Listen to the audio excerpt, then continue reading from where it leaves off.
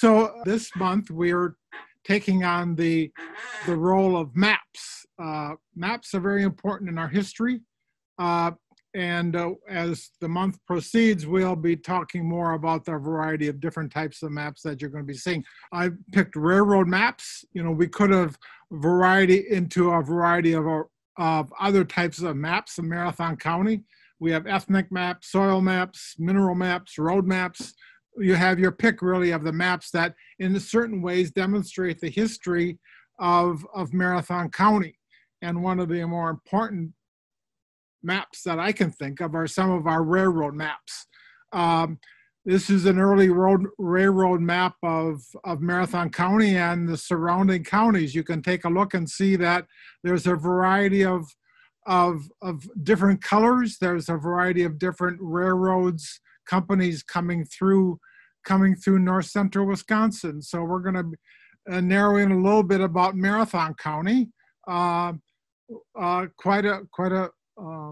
We'll be talking about these lines, the blue lines, the red lines, the yellow lines, as they maneuver and as part of our history of Marathon County.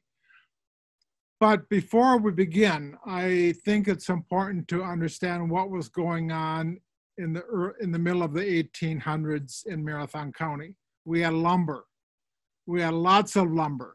We had lots of sawmills.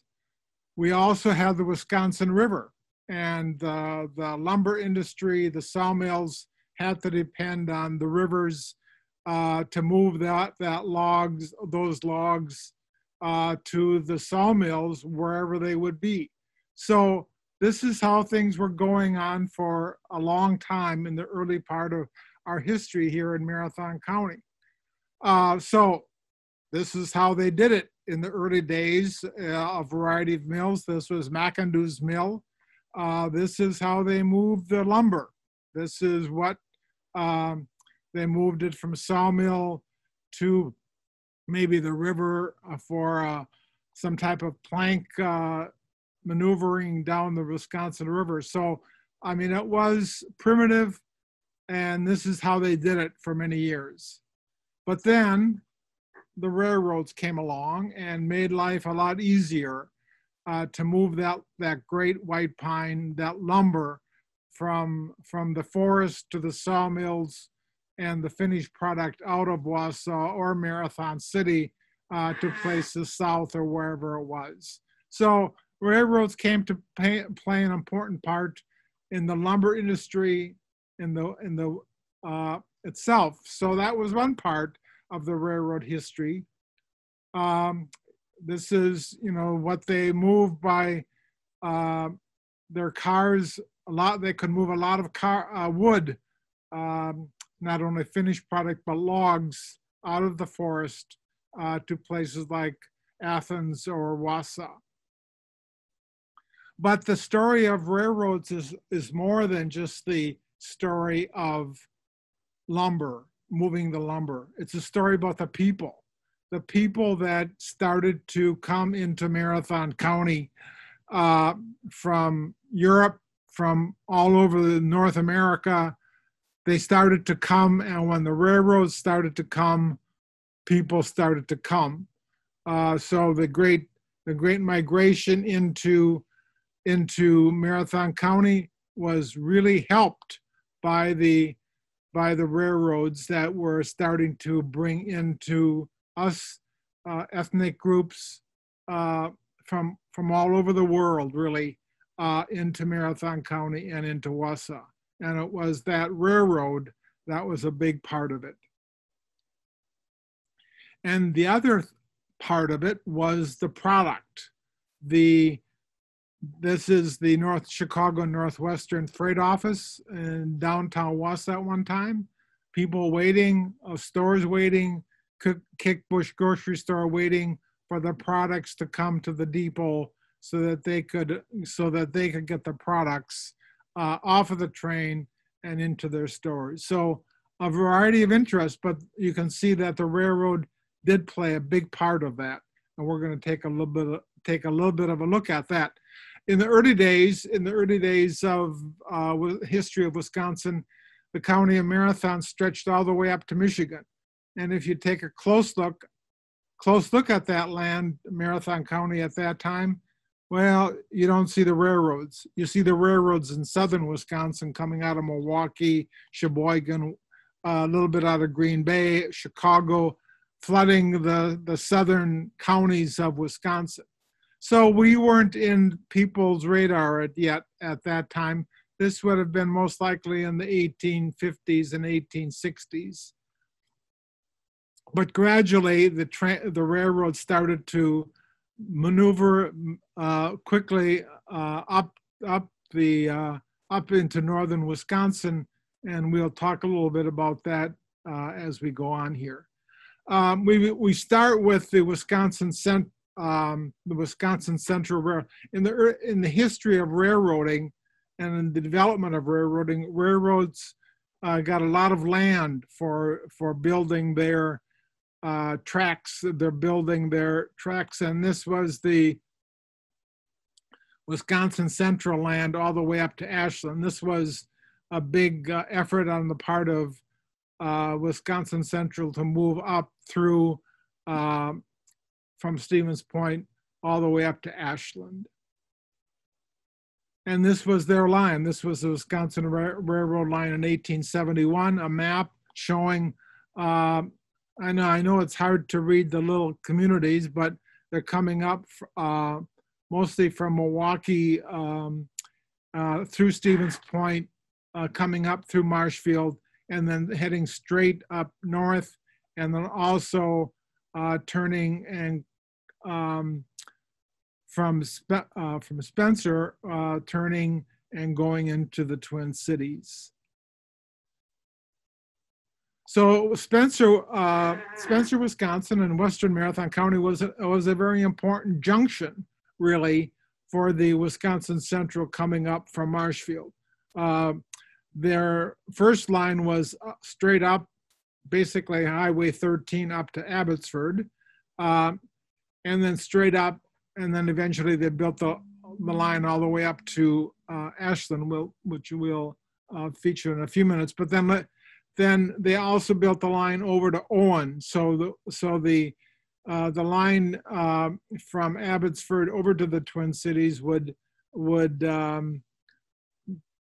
go through Owen. So they built this line to connect to that line going over to the Twin Cities, all coming out of Marshfield and via Spencer. And these lines are still, I believe, still in operation today. So here's a little another map of the railroad coming up on the western part of Marathon County, coming up through Spencer all the way up to Abbotsford. And then it was the Abbotsford and Northeastern Railroad that sort of junctioned off and came east into Athens, Wisconsin, up in the towns of Rebrock and Halsey, sort of getting some of the riches of the lumber out of that land.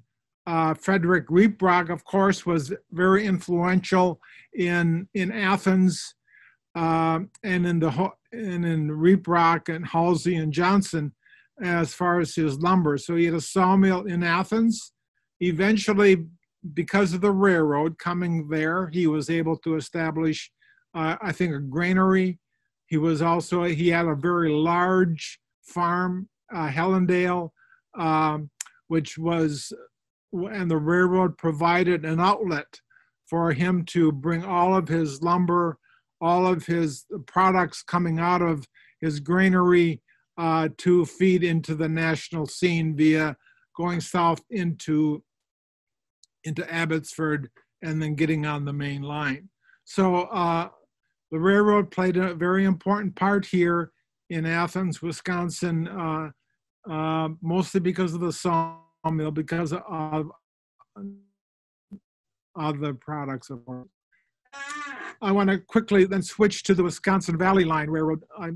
We only have a little bit of time this afternoon, I realize, but the Wisconsin Valley Line Railroad came a little bit later, came up to Wausau, coming via Junction City did not go through Stevens Point, but it came up into Dancy, and then eventually would be hugging the Wisconsin River up to Wausau. And it's an important part of this history that we see that the Wisconsin Valley Line hugged the Wisconsin River for a variety of reasons, and we'll get to that in a few minutes. But in Dancy, there was a branch coming off of the junction there, mostly for lumber and a variety of other things going on in Dancy. But this was the first little community into Marathon County with the Wisconsin Valley Line. And I don't believe they had a sawmill, but they had other, mostly bringing the lumber out of that land on the southern part of Marathon County. And this is their depot. But if you take a look at the picture, I think, well, you have the people, of course, people waiting for the train to come in. But if you look at the so here you see the products, and I'm glad that the milk cans are showing here, because once the railroads came into Marathon County, they were able to quickly move the milk into larger cities for the creameries, the cheese places. They didn't have to depend on horse and wagon anymore, but they could quickly move that milk to larger dairies, really, in Wausau and a variety of other cities in Marathon County. So take a look. The products were ready. The products were ready to get on the train. I think a very important picture, really, of what railroads came to mean for little communities like Dancy. The Wisconsin Valley Line came to us in 1874. You can see it made a swing. The line is still there pretty much, except for downtown Wausau, but it made the sweep around downtown, and then it came to serve the factories along the riverfront. We'll get to that in a few minutes. It also went north, hugging the Wisconsin River, and the three. What I would want to mention in this part is the three paper mills in Marathon County: Mosinee, Rothschilds, and Brokaw. Were all basically chosen because of the power of the Wisconsin River where they were. Brokaw, Rothschilds, Mosinee all had power, which was important for building a paper mill. But it was also that the train tracks ran in very, very close proximity to these three paper mills. And that increased the popularity of these paper mills because they had easy access to getting their product to them, the lumber, as well as to getting the product out into the national world. So whoever drew the line for the railroad tracks, because the paper mills came much later. They came later than the rail line itself, but that rail line was crucial in the product and in feeding them the product through the early parts of their history. I just want to mention another map. We're showing you a variety of maps this afternoon. You can see Brook at the bottom part. This is the Milwaukee Road, or at this time the Milwaukee Road coming up from Brokaw through Granite Heights up into Merrill. And then north of Merrill, there was a line from Otis that came down from Deering in Lincoln County to Kalinke in in Marathon County. Kalinke's still there on Highway 52. But again, this line was developed to harvest the hardwoods that were very popular after the white pine ran out. And this line, along this line was Glandon and some other spots, but this was mostly a lumber line used to bring out the hardwoods to come into Wausau, mostly the Barker Stewart sawmill in the middle of the Wisconsin River. So another map, but this is sort of a unique lumber railroad coming down into Kalinke. Now I want to switch to another rail line coming into Wausau from Eland in Shawano County to the east. And this line was built in the 1880. And when this line was built, it was pretty purposefully built to hit the sawmill towns and communities in eastern Marathon County. So we have Norrie, Ringel, Hatley, Kelly, Callan. It just hit every one of those sawmills, and it was really a boon for those little communities. It was first in the history of this little line. It was first thought of as a little branch coming off of Eland. The Milwaukee Lakeshore and Western out of Eland also headed north into Antigo, but Eland was a very important junction for the Milwaukee Lakeshore and Western Railroad. Of course, this later came to be called the Chicago Northwestern, coming into Wausau. So again, hitting a little bit of a community of Ringel. We've talked about Ringel Brick at another program, but again, lumber in this area, when John Ringel built his sawmill here, the Northwestern came right through here. And of course, eventually when the brick factory was built, that also helped Mr. Ringel bring his product, his bricks, into Wausau and to other parts of Wisconsin. The Milwaukee Lakeshore and Western, Chicago Northwestern also came west out of Wausau to hit places like Marathon City, Edgar. It came south. You can follow it south to Fenwood, coming through Stratford into the little community of Macmillan, and then into Marshfield. This sort of completed the loop of the Milwaukee Lakeshore and Western, starting in Eland and coming through Wausau, and then eventually ending up in Marshfield, and a little community called Maryland, which would then be able to provide access to the Twin Cities. So let's turn our attention a little bit to what's going on in Wausau. I mentioned the paper mills, very important along the Wisconsin River. But Wausau was very important in the railroad history, of course. We had two railroads, like I mentioned, the Milwaukee Road coming in. I showed that map a little earlier, and the Chicago Northwestern coming in from Eland. They met at a little place called Wausau Junction. So if you're going down, traveling east on Town Line Road, approaching the Kraft plant, that's pretty much the land of the Wausau Junction. That's where those two trains met, coming from the south and coming from the east.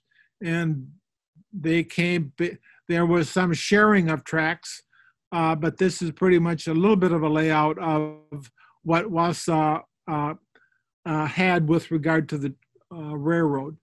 And I think I have a little bit better map here showing the maps coming, starting McAdoo Island, going north.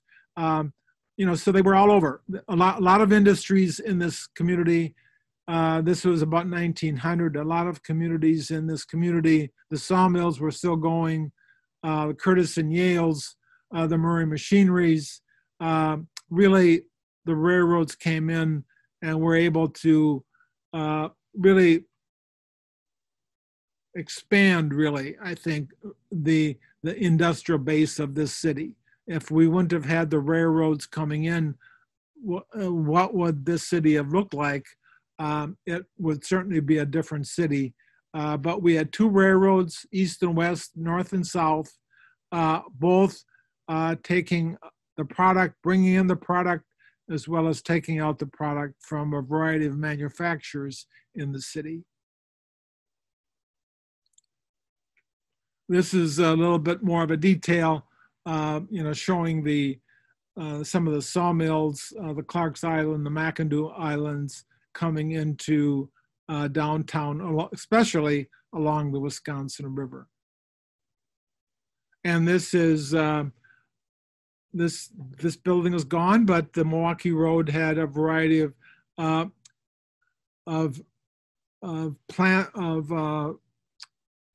what do I want to say, buildings in the city that serviced a lot of the round tables, around the garages. I'm searching for a word here, so they had a lot of buildings in the city that really serviced a lot of the trains. This was a major hub for a good part for both railroads. It was really eventually, of course, the railroads pulled out of Wausau. And these buildings went away. But the sort of a symbol of the great history that railroads brought to Wausau and Marathon County. This is the map I showed you to begin with.